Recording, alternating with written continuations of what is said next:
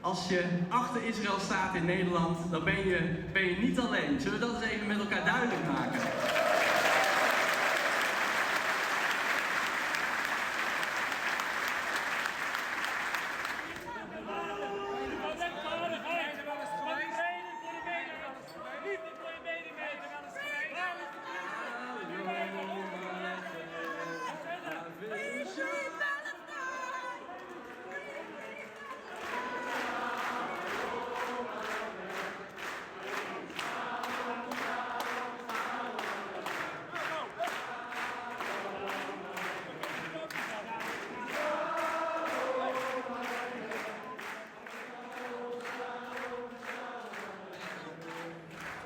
The thing is, I think it's quite interesting that we are here 800 people, outside 10 people,